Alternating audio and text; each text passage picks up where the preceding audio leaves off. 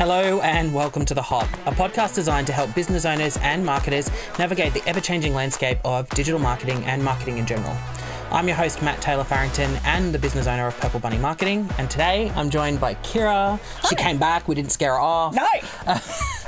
And we've actually got some questions from people regarding radio. Brilliant. Apparently we've been talking too much jargon. Sorry. I'm so sorry. So we've had some people ask, first of all, what's a BMAD? Right. What's a 15? Yeah. And what's a 30? And we're not talking about your age. Thanks. Kira's been 30 for a while. Absolutely. So what are they? What's a BMAD? Okay, so BMAD is a shortening for breakfast, morning, afternoon drive. And then you've got E for evening, which didn't get asked, but BMADE. 100%. Yes. So BMAD is a industry term, so apologies to everybody for using industry jargon, but that's the language that we use. It's the lingo, yeah. Yeah. So it's just easier than trying to turn around and say breakfast, morning, afternoon drive. Correct. 60 Evening. times a day. Correct. But that's what it stands for, and on different stations it's different timings. Yes. So for our station on River, it's 6 a.m. till 6 p.m. Yes. So it's generally your prime time slots. When majority of the traffic's there. Exactly. Yeah. So 15s and 30s, they're your commercial time duration. Yes. So you've got a 15 second, 30 second, you can have 45 seconds, even 60 seconds. So it's, it's all in a muchness, but 15s and 30s, or 15 seconds and 30 seconds is what we generally talk about a majority of the time. And that's because they're probably the higher impact ones, because they're obviously cheaper to do versus like a 45 or a 60. Yeah. And you can bundle them up. Well, realistically, a 45 and a 60 is more when you're trying to tell a bigger story. So, or maybe a live read. Or live reads tend to be 60s or 45s. Yes, sometimes it's 30s and 60s. Yep. But when there's a great example of a brilliant commercial that was done for the Australian War Memorial. Yep. And they talked about a story, and there was actually an excerpt from a letter that you can actually read at the War Memorial in Canberra. And it was this beautiful letter written by a soldier on the front. Yes. And executed brilliantly, and it still gives me goosebumps. And they had to use it, a 60-second length commercial. To be able to do that. Exactly. And then it was, at the end it's to find out more stories, come to the Australian War Memorial. Yes. And it was just brilliant, perfect execution. Yeah, awesome. So hopefully we've covered up the lingo. You understand now when you watch back or listen back to the podcast what we're talking about. But that's what that means. A question I thought we'd throw in there. Yeah.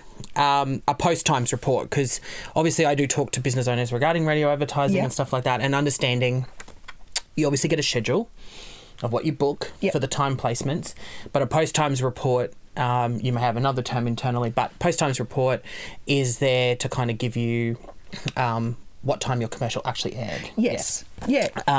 And why should business owners be getting and checking that report? Well, I talk to business owners and say, hey, do you want to see your post-times report? Some people are like, not worried about it. I heard don't have the time. Yeah. Not concerned. I've heard my commercial. So I'm satisfied.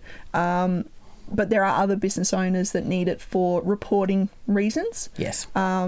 So then they've got to, send that up to, for example, a brand. Yes. They sell a brand. A franchisee or something like that. So they've got to send that information out or to another person. Correct. All a post-times report does is tells you exactly when the commercial played, on what day. Yes. You get information about, the specific key number. Yes. So that's, we're using lingo. Key number, yes. So key number is the unique identifier associated with that particular piece of commercial. Yes. It's ABC123A. Yes. Played in breakfast and, so on and so forth. At this time. Yep. Exactly. And then it tells you, if you've got a mixture of a 30 and a 15 second campaign, then it tells you which duration played.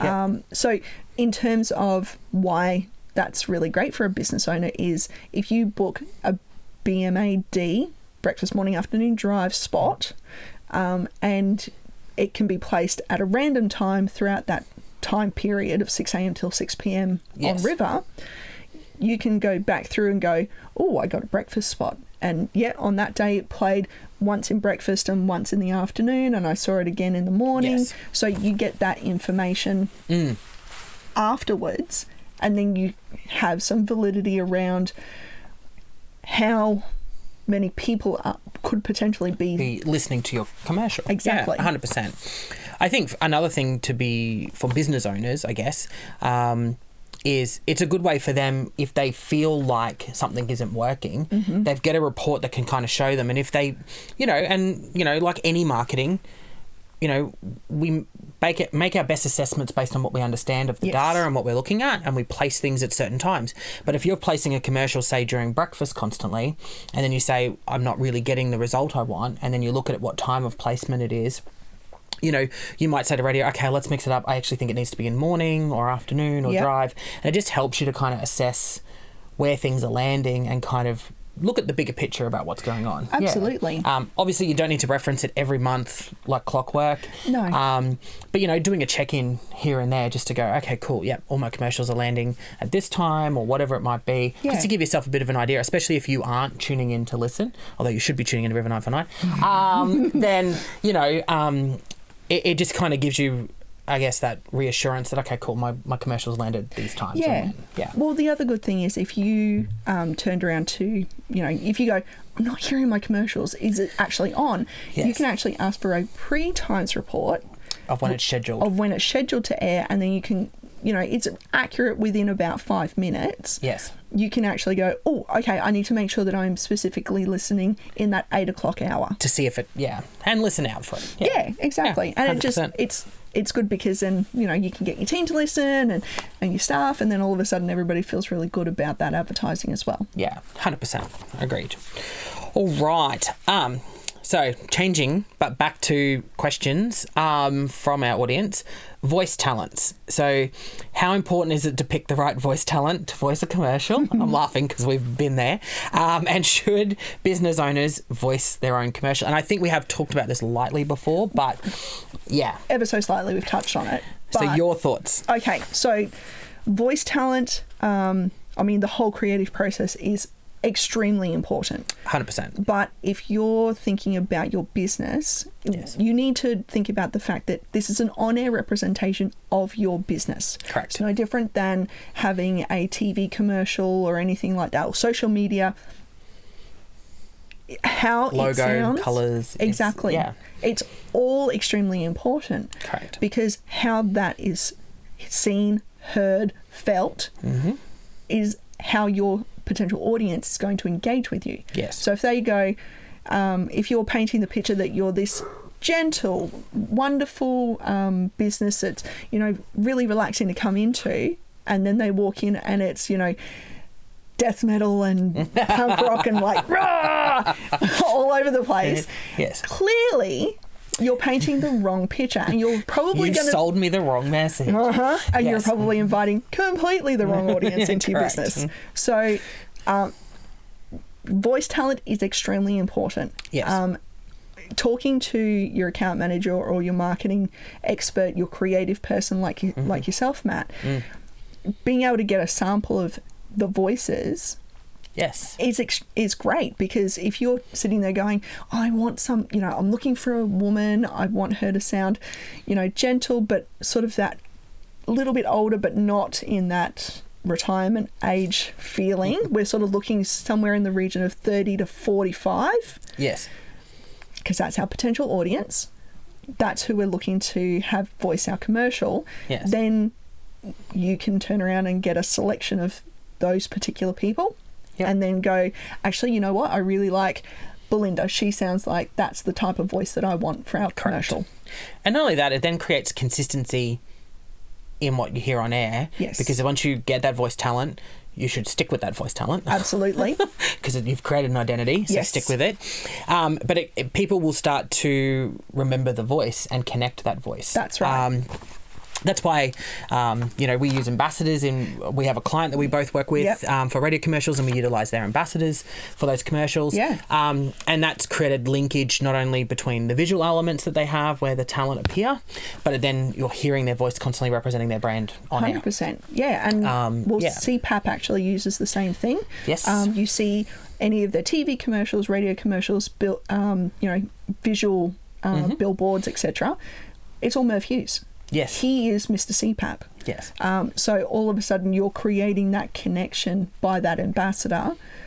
That's why it's a great use of ambassadors and 100%. Voice talent. Yes. So why not utilise it? And like we said before, utilising an influencer. Yep. Correct. Somebody like that. Yes, you're going to pay for it, but you're promoting your business through the use of that particular person. Yeah, and you're creating a unique identity for you from a voice perspective. Yeah, 100%. Now, on the second part of that question about voice talent by your business owner. Okay, so I'm not against it. There are some people that go, it doesn't really work. I think it's a horses for courses situation. Mm-hmm. So for some people, they're really great at talking, they're very relaxed, and it works well for their business. But if you're a business owner that's going, you know what, in the next 5 years I'm looking to retire, sell the business, what you're effectively doing is you're connecting yourself with that business. 100%. So you can't sell yourself with the business. Correct. So create an identity for the business that's separate to you. Yep. That's something to think about. Mm-hmm. But you don't even have to voice the whole commercial. You can turn around and go, hey, I'm such and such from such and such, and come and see me. Yes. And the rest of it is a professional voice talent. 100%. Yeah. So there's many ways to cut it. Yeah, agreed. And I think, look, I'm like you. I think there's times where the business owner is important and relevant to be in the commercial, and I think there's times where it's not. I think business owners also need to think about, though, long term. Mm-hmm. So like you said, depending on their position of where they're at, not only that, do you have the time to be ducking out of your business to go stand in a studio and record those commercials, or have someone come record them, whatever the case may be? And are you prepared to commit to that? Yeah. Because it's going to happen every month if you want to change a commercial, or, however frequently you're changing those things, you've got to be available to do them. So it's not just thinking about how it sounds as well, but it's also then the impact that has to you as well as the business owner. Are you busy? Are you got the time to do it as well? Yeah, and we do have a couple of business owners that come in and voice their commercials with us, and it's difficult to get them out of their business. Yeah, and not only that, you're then standing in a studio and your mind is thinking of the business and what you need to be doing, and are you then delivering the message the best you could be, you know, all those sorts of things. So, it's like you said, horses for courses. You got to think about it. What's best for me? What works for my solution? Yeah. And there's other ways that you can do brand identifiers. We've talked about them before, like sonic sounds and all the different things, and we've talked about the Frank Walkers, hello, and the different ones like that. So there's all sorts of different ways that you can create an identifier in a commercial, and still have you in it somehow without you needing to be there every 2 minutes to record a commercial. Exactly. So, all right. And final question before we get Nick telling us to wrap up, because apparently we talk too much when Kira and I get together. So in terms of creative execution and cut through, and to cut through the noise, what makes a radio ad stand out and capture listeners? So this was actually a question that got posed to us. Ooh, awesome. Yes. Okay, so like we just said about voice talent, creative is really, really important. Yeah. I think the number one thing is be brave. Yes. Don't just go, I just want a commercial that says where we are and who we are and all the rest of it. It's be a little bit brave with your creative, because if I've got some really far out there clients who are really brave with their business, who just go, you know what, let's go crazy. Let's push the envelope. Let's toe the line. I'm like, cool. Let's go. Like a marketing agency that called themselves Purple Bunny. Yeah. Lends us after so many things. Yes. Yeah, look, I think you gotta also understand the audience that you're talking to as well, and at the time of day. But I think from an execution standpoint, let's say we're doing the main time. So we're during traffic, breakfast and drive, and that's the main traffic times that are happening. Everyone's got the driving in the car, sitting in traffic, honking the horn at someone who's just cut them off, flipping them off, and then you come on with a really funny commercial that makes them laugh, makes them smile, and they're going to remember that. So I think you've got to think about who is the audience, who am I talking to, and I always lend myself. I think commercials stand out if they've got a slight bit of tongue-in-cheek or irreverent humour or something like that, where kind of gets people's attention, because it's that water cooler conversation that we talk about, commercial, where you want to get people's attention, you want to get them talking about it, maybe slightly cringe, but hey, it's funny, people laugh, people remember it, and that's the main thing when it comes to radio. Well, we were actually talking about this off air, about the fact that even what a industry person, somebody who's been in the game for, not myself, but somebody else who's been in the game for 30 plus years, who goes, oh my God, that's such a bad commercial. Yeah. Even a bad commercial can be stand out because 100%. It sounds bad. Correct. So, I mean, look at Frank Walker, and now we just accept it and we all reference it. We talked about it how many times in this podcast, never mind any others. Exactly. But right at the start, everyone was so annoyed by that commercial, and it was, but it got your attention, and I can think of so many others. I always bring up the RACQ charter boat. Oh my God, I love that ad. I love it. Cringe and so stupid, but funny. But it became part of our lingo. We walked around saying it. Yeah. Charter boat? What charter boat? Well, do you remember the Yellow Pages ad? Yes. Not Happy Jan! Correct. Yes. Correct. So it's those sorts of things that... Yes. That's why I say be a bit brave with your radio creation. Yes. Because, you can... Or engage someone creative. Yeah. Don't be scared to get someone to go, hey, here's my brand. Here's what I want to talk about. Have fun. Come to me with something. And they may come to you with something that's 1,000% outrageous and you bring it down to 100%. Yeah. But get some ideas. Get something that's thought-provoking. Get something that's going to kind of get you thinking and kind of challenge that status quo. Not just do the same commercial that we all do, because it'll just blend. It will blend with everything. It really does. And look, things like, I've got a client that started a story a really long time ago, and they just keep referencing. They create new references every year to this one particular inanimate character for their business, and all of a sudden it's created its own story. I remember another client who actually created almost like a mini drama series, like Days of Our Lives, on air. Yep. And people turned around and went, oh my God, I can't wait to listen to the next one. What's going to happen to such and such? Yes. Because all of a sudden now people are invested in that particular story. So, there are so many ways to do it. From creating this, a sound that makes people go, oh, I know that particular business. Brand. Yep. We talk about it all the time. McDonald's and Toyota. They've created their own sound, which makes you go, I know who that is. Correct. But no matter what you choose to do, no matter which way you choose to go creatively, do the same thing, be invested, go for the long run. Because if you don't go for the long run, you've already, all that work you've done with your brand to create where you are today, you're going to literally say goodbye to all of that work and all of that time to start brand new. Yes. And you can do some slight tweaks and get yourself to a new direction. Yes. But, don't throw the baby out with the bathwater. Correct. And just go, oh, we're going in a whole new direction because I had this moment where I had a thought.